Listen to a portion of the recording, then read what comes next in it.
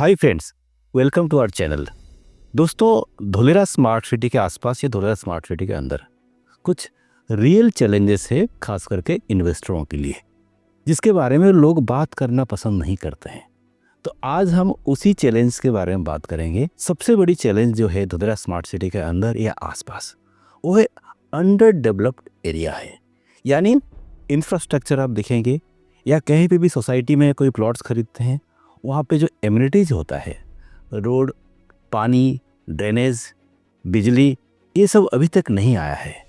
हो सकता है 2-4 प्रोजेक्ट्स के अंदर आपको ये इंफ्रा देखने मिलेगा। और धोलेरा स्मार्ट सिटी के अंदर या आसपास कोई भी लैंड और प्लॉट के अंदर आपको लीगल इशू भी देखने मिलता है। खास करके डॉक्यूमेंटेशन में क्या होता है कि डॉक्यूमेंटेशन जब हम देखते हैं, कई सारे प्रोजेक्ट्स की प्लान पास नहीं है, कई सारे प्रोजेक्ट में एनए नहीं है, कई सारे प्रोजेक्ट में रेरा नहीं है। प्लान पास नहीं है, एनए नहीं है, रेरा नहीं है, बस आपको एक ईएमआई ऑप्शन में प्लॉट मिल रहा है, जहाँ पे आपको रेट बेनिफिट देखने मिल रहा है। तो इस रेट बेनिफिट के मुताबिक हम लोग क्या करते हैं, लालच में आ जाते हैं और वहाँ प्लॉट बुक कर देते हैं।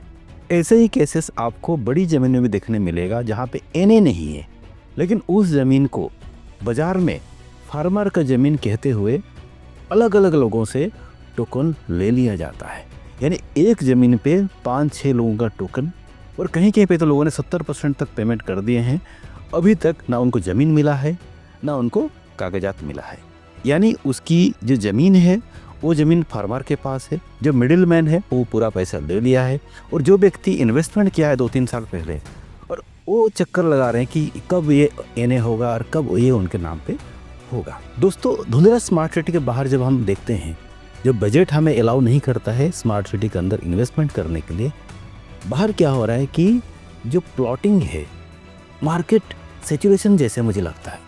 क्यों? क्योंकि वहाँ पे ओवर सप्लाई हो रहा है प्लॉटिंग की। जब हम स्मार्ट सिटी के बाहर जाते हैं, आपको हर दिशा में अलग अलग रास्ते दिखेंगे।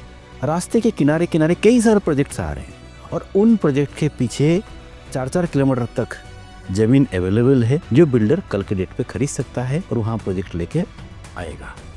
लेकिन आपने जो इन्वेस्टमेंट किए हैं, वो इन्वेस्टमेंट जब रीसेल करने के लिए जाएंगे, तब आपको चैलेंजेस फेस करना पड़ेगा। हो सकता है आपने इस रेट में खरीदे थे, उस रेट में भी बेचना डिफ़िकल्ट हो सकता है।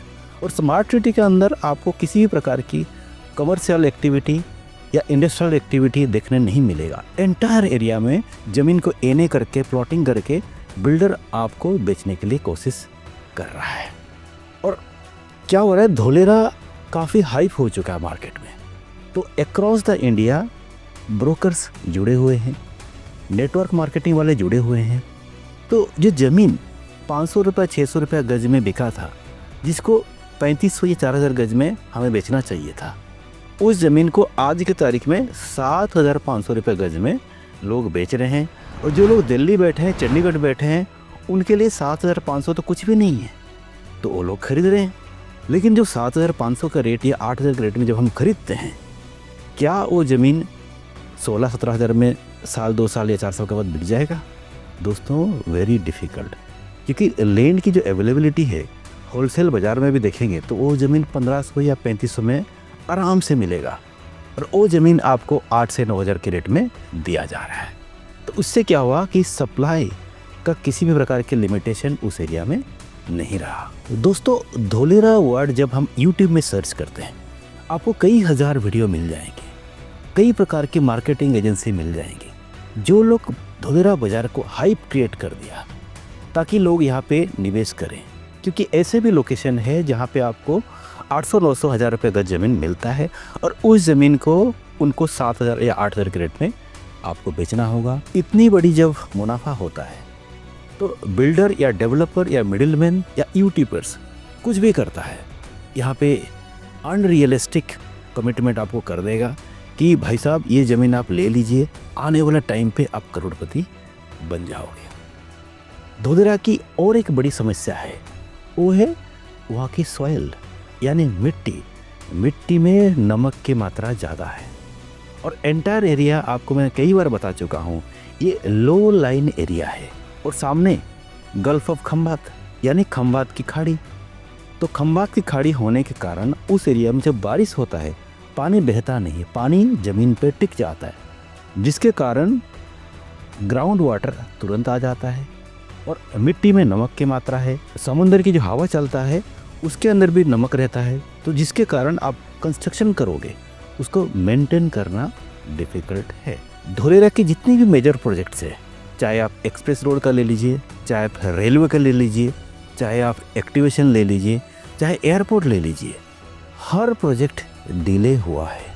ये आपको ही पता है, मुझे ही पता है। डिले क्यों हुआ है? हो सकता है कोरोना के कारण डिले हुआ है या फंड के इशू के कारण डिले हुआ है, लेकिन डिले हुआ है जिसके कारण जो इन्वेस्टर आ रहे हैं उनकी कॉन्फिडेंस लेवल भी धीरे धीरे धोलेरा के प्रति कम हो रहा है। तो हमें इसकी अवेयरनेस प्रॉपर होनी चाहिए। तो दोस्तों, ये था आज का वीडियो। यदि आपको ये वीडियो अच्छा लगा तो प्लीज़ लाइक बटन दबाइए और हो सके तो वीडियो को आप अपने फ्रेंड सर्कल में शेयर करिए ताकि लोगों को इसके बारे में जानकारी मिले।